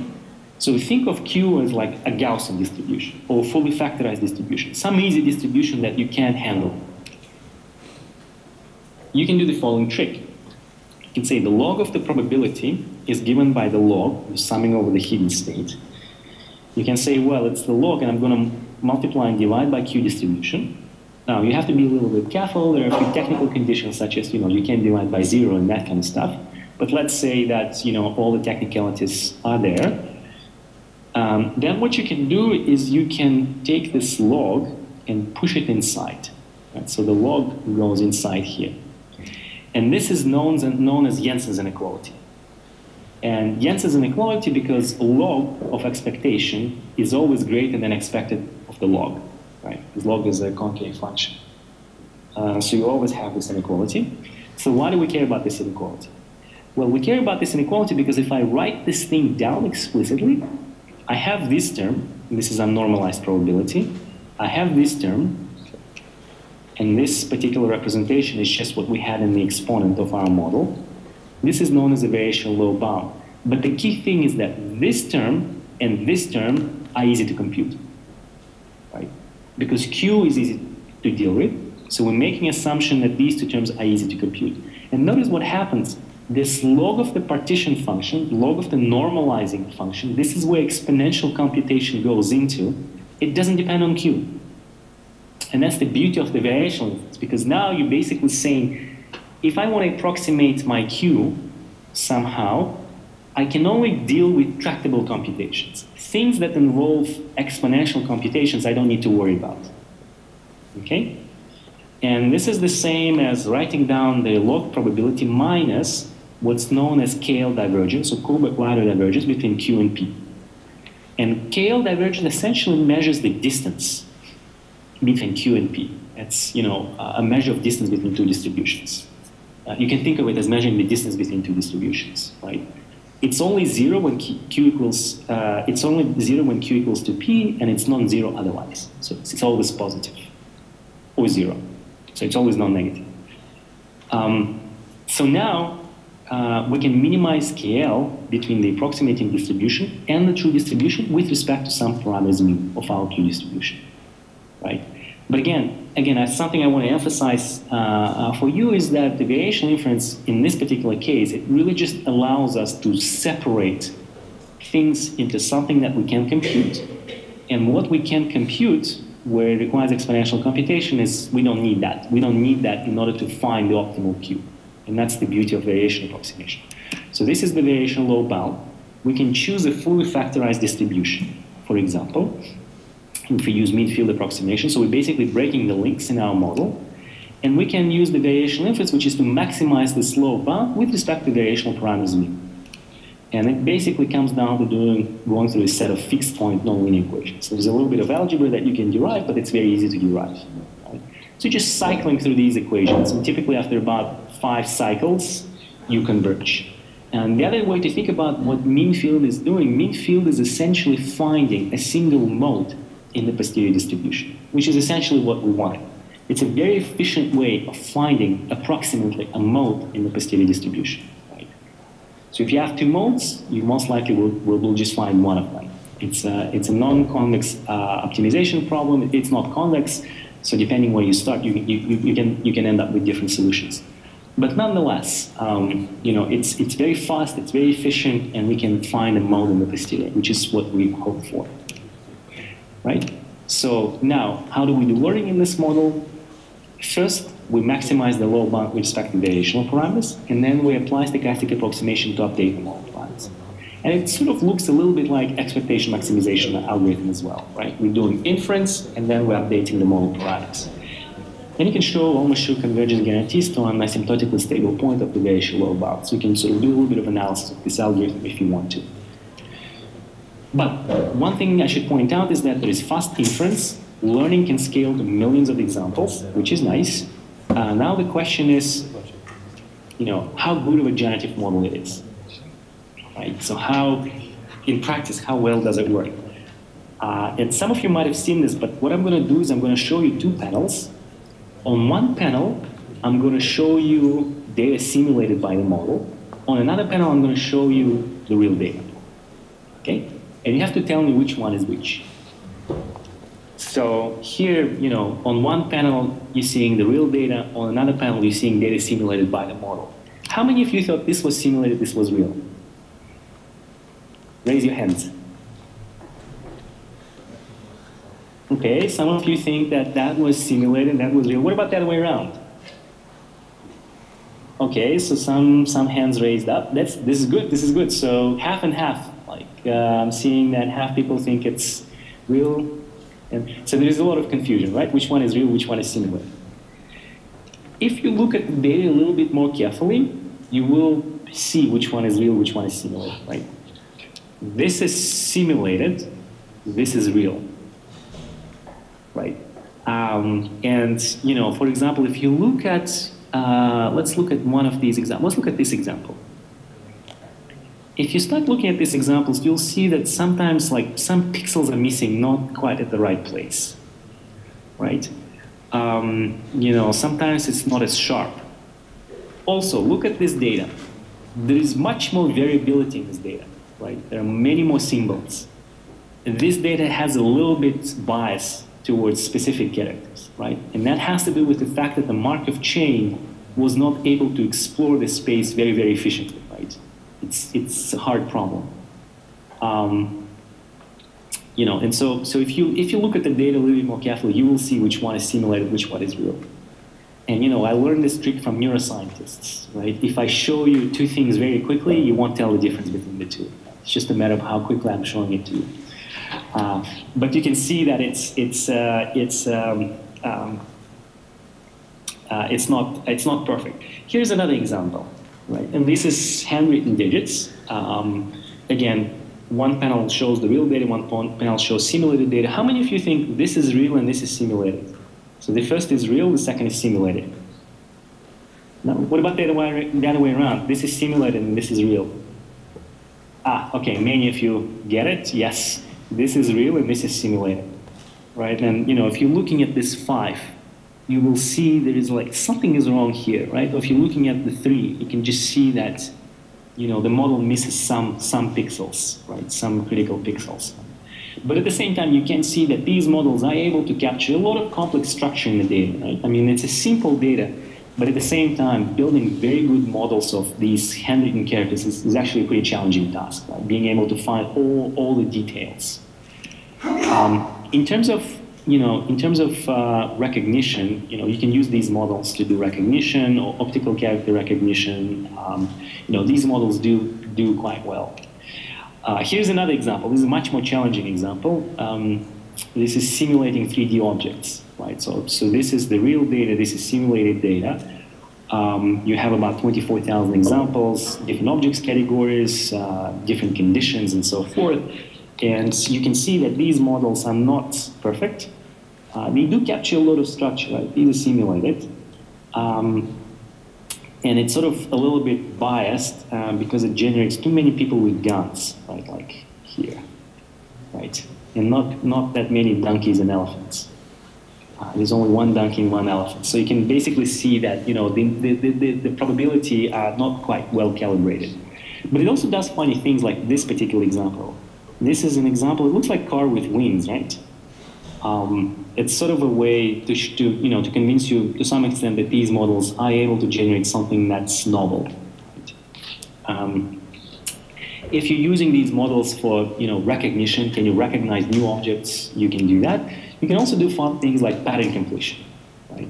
So if I show you these images, this is what the completions would look like. So the model is able to figure out what these things should look like, and this is the truth. So it figures out, if you have a wing, there should be a wing, right? If there is a car, it should be a car. Or if there is an arm and a leg, there should be an arm and a leg. And the interesting thing about this data set is these objects are new objects. So the model has never seen images of cowboys, right? So these are new objects that you see at the test time. And it's able to generalize. So the way you can think about these models is that you are learning hierarchies of representations, right? So deep Boltzmann machines, you're learning edges, you're learning combination of edges. You perform well in a lot of different application domains. Inference is fast because you're using mean field. Learning can scale to millions of examples, right? So the way to think about these models is that you're learning sort of a hand, and the hand is part of the forearm, it's part of the arm, it's part of the human body. So you're learning these hierarchies of features. Right? But at the same time, I believe that we actually need a little bit more structured model and a little bit more robust model. So this is just the first set of models that I'm discussing, and I wanted to probably what we're going to do. We have about 20 minutes left, but I just wanted to point out that at the second part of the tutorial, we're going to look quickly at learning more structured and more robust models. So I'm going to show you how we can put structure into these models. And I'm going to give you some applications in one-shot learning and transfer learning, as well as applications to vision and natural language processing. And the second part of the second part of the tutorial, I'm going to look at the deep models. So learning multimodal DBMs and caption generation and learning something called skip-dot vectors. Okay? So the second part of the tutorial is going to be a little bit more application-driven rather than the math-driven.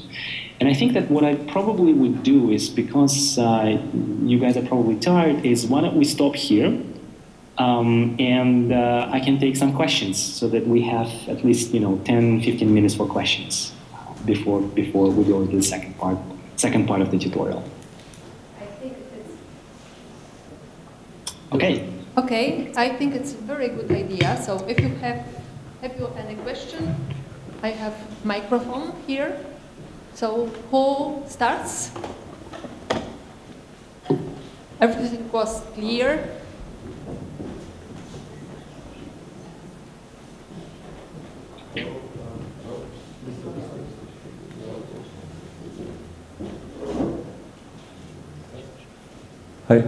Thank you for a nice presentation.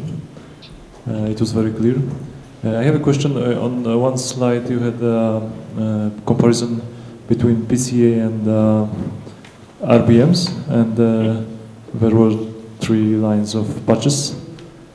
I wanted to ask, how is the generalization performance in that case? Because we can see that PCA patches are more generic. Yes, yes. So this is the slide that you're talking about, right? No, I was talking about the patches, like you had the extracted patches between the comparison between RBMs, PCA, and original patches, like grayscale patches. Oh, this, you mean the sparse coding model? Yes, yes. Yes. Let me just come to this slide, and we can look at it. Where is it? Here. This slide. That's the slide, right? No, but I think you understand what is the generalization performance comparing PCA to RBMs. Like it's from the accuracy we see that of course sparse coding is better. But if we for example take a training set and we apply on the completely different testing set, does PCA win or sparse coding will win still? No, I think it depends on. I mean, a lot of it depends on the data. But what I'm showing here, the accuracy, this is not on the training set. This is on the test set. So when I show you the performance, it's always on the test set. So it's always, not on the training set, but how well you're generalizing to the test set, right? And in most of the cases, if the relationship between latent space and input space is non-linear, then I think models like RBMs or sparse coding or deep generative models will do much, much better than PCA. If the relationship is linear, then PCA will do just fine, right? But all of the numbers that I've shown to you, like when I do the performance comparison, I'm doing it on a test set. So it really tests the generalization performance of these algorithms, not what's happening on the training set. Thank you. Thank you. Are you satisfied? Or we have to do more? Hey, Russ.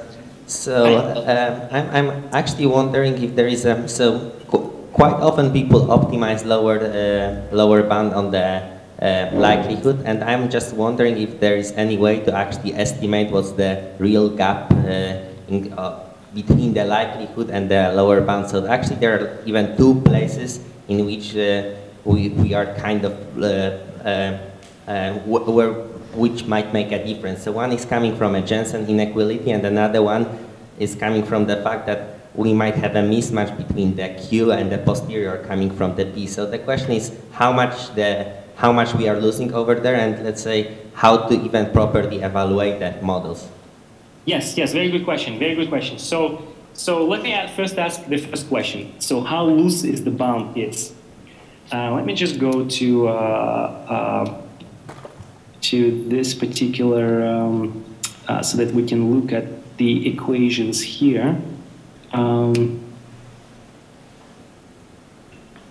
Right, so let me just do this, right? So the first question is how loose is the bound?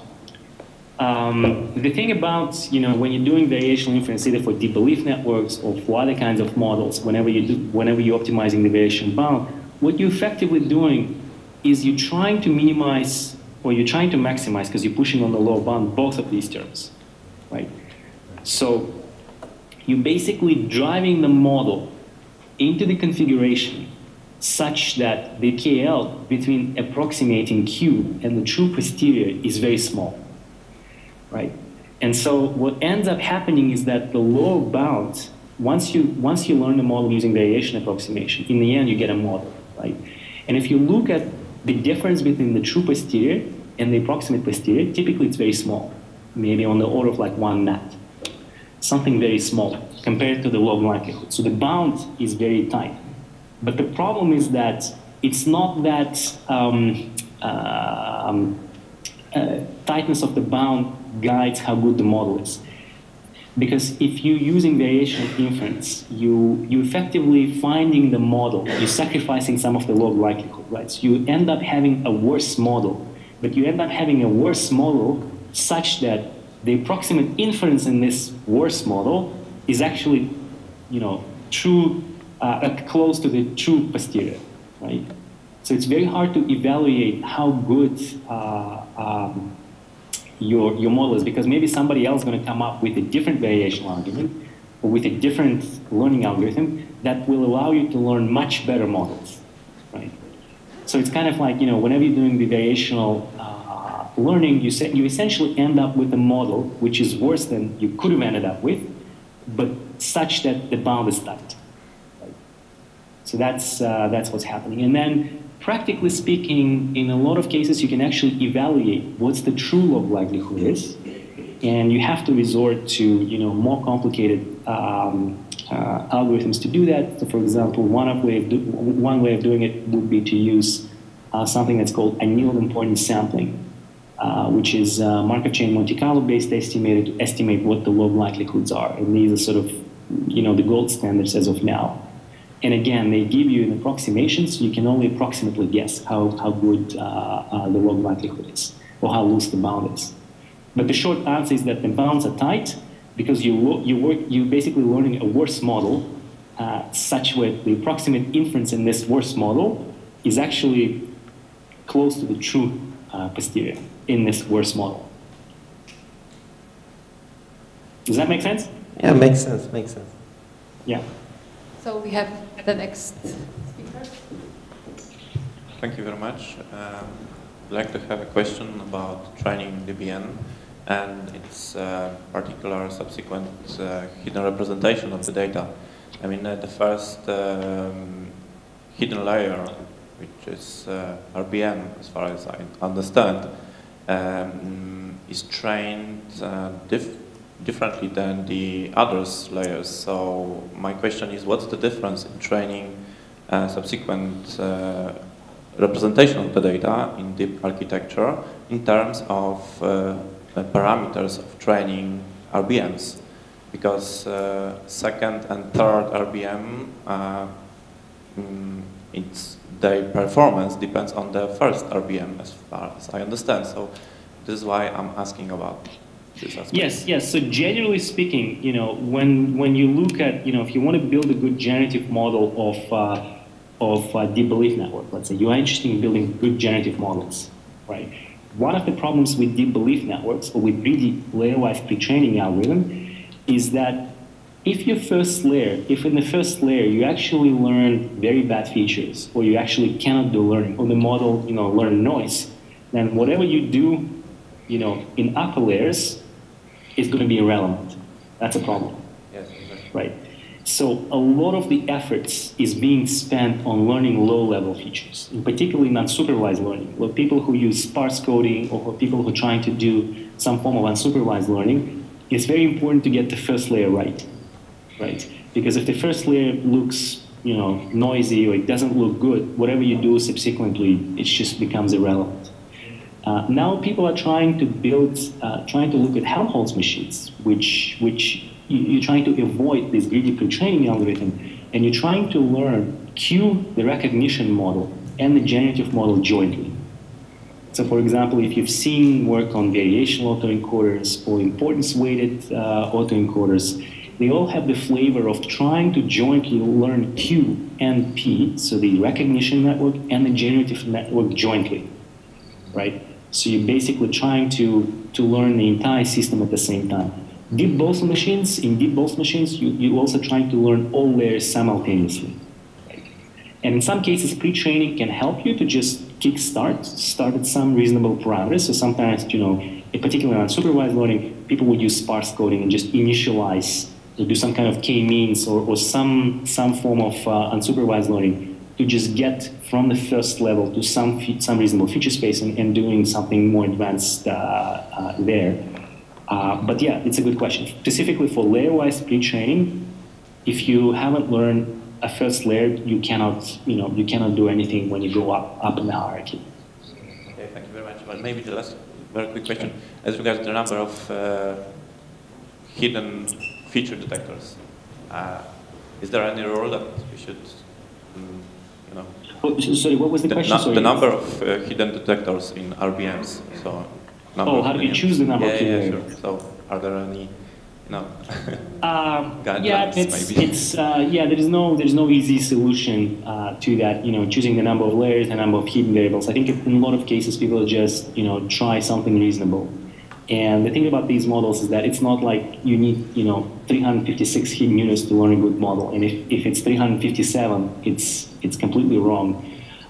So generally speaking, people just pick some reasonable architectures and learn these systems. Like if you look at what's been happening in computer vision, right? Some of the best recognition systems, they use 20 layers. And, they choose how many hidden variables you want to have in each layer and so forth, right? So design of architecture is probably one of the design choices that you have to make.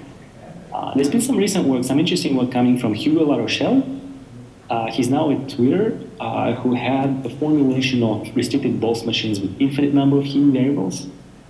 And sort of he has this formulation that allows you to adapt the number of hidden variables depending on the data that you look at. So you can dynamically sort of allocate hidden variables as you're learning these models. I think which is pretty cool work. Thank you very much. Yeah. Who wants to ask a question? So you said that now the focus is to build end-to-end systems without human intervention, without designing the features.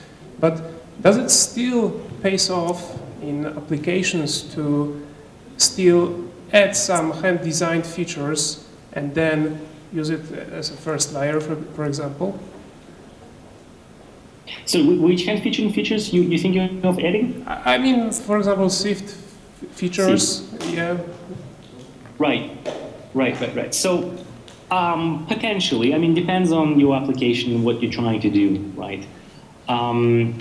Perhaps adding some SIFT features to, the deep learning features could give you maybe some gain.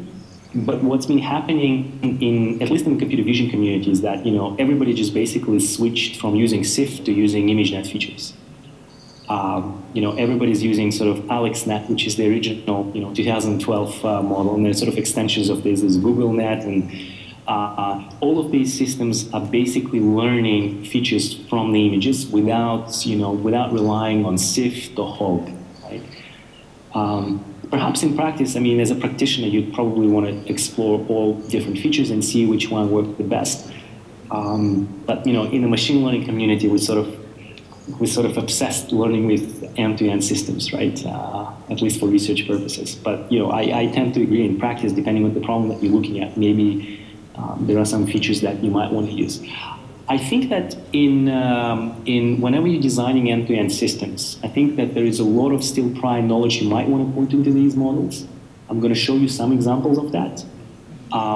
So for example, attention, right? Attention is something that we are putting as a prior knowledge into the systems by saying that, there's an attention mechanism that we a priori want to choose regions of the input space that we want to examine, right?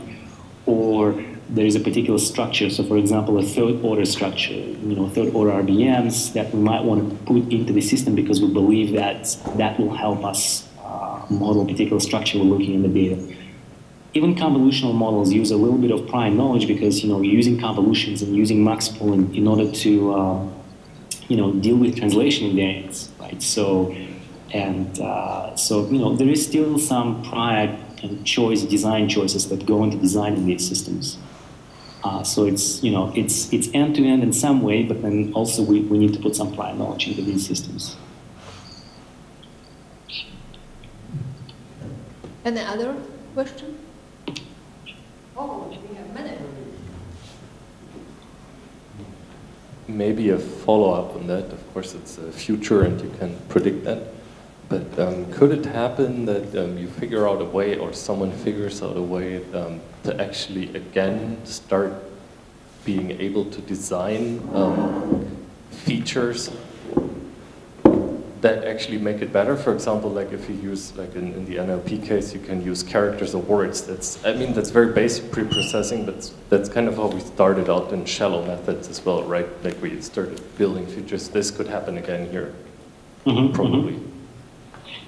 Right. So there are, so for example, for handwritten characters, right, you can think about maybe, you can think about some kind of a model program, right, something that draws the characters, because you might believe that this is how characters are generated. You know, maybe there is a way of coming up with better features. So for example, one thing that's missing right now is, you know, we don't have any geometric type of priors when we're dealing with images. You know, maybe you can somehow at least guide the model to say that two eyes should be located between the nose, right? So, you know, maybe there is a way, but it's very hard. The problem is that it's very hard to come up with the right features and then try to fine-tune them in general, like for an arbitrary problem.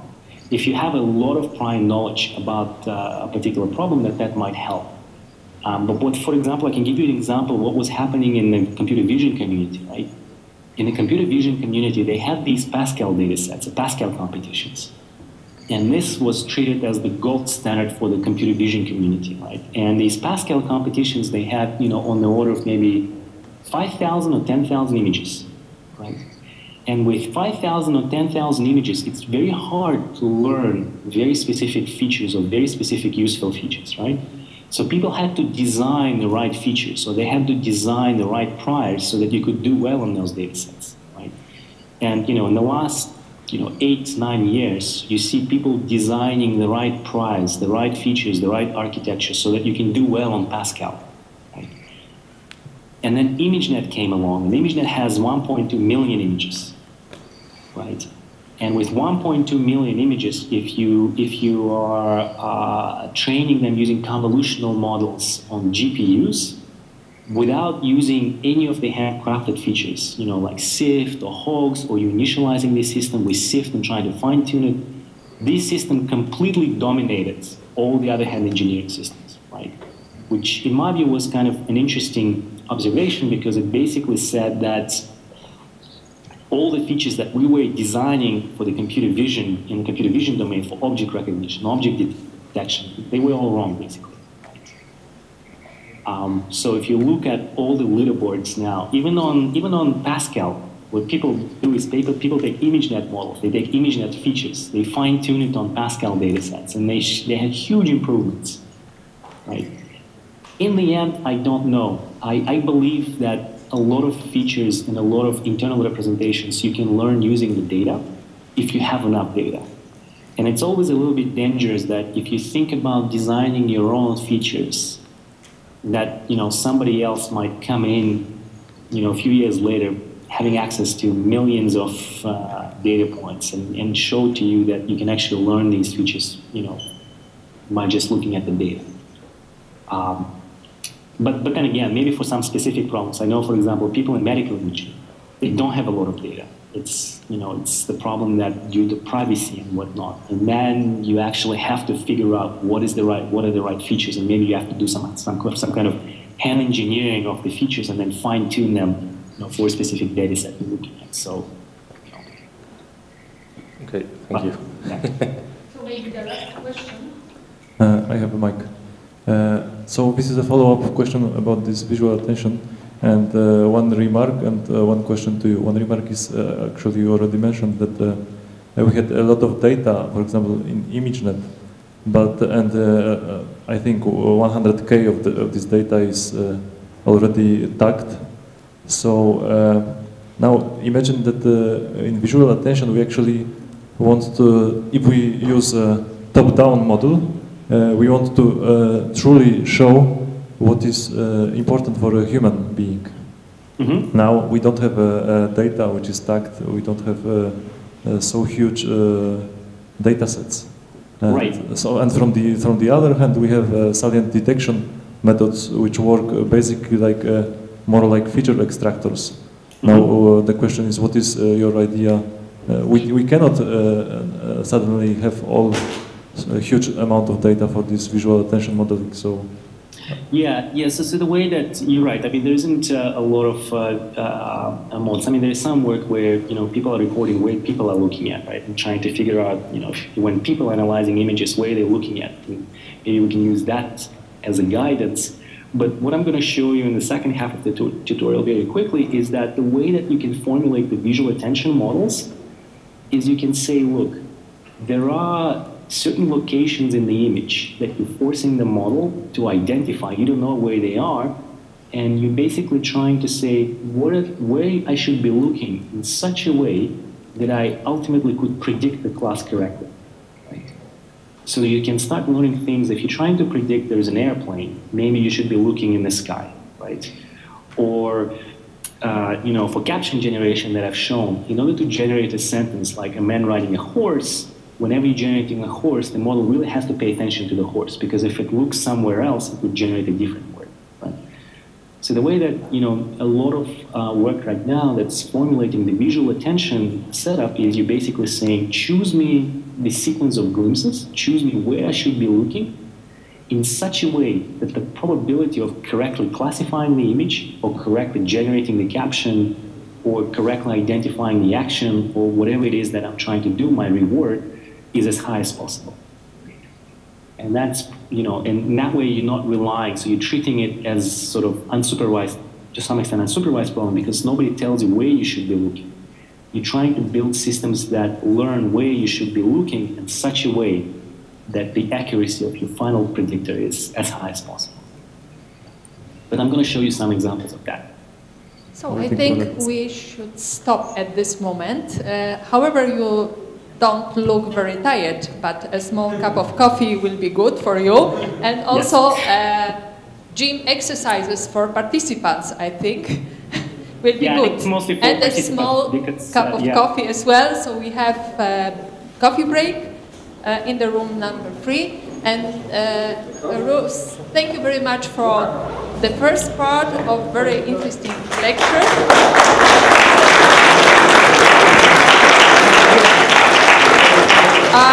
I propose we will be online, but we will see in a half of hours. Yes. Okay, thank you.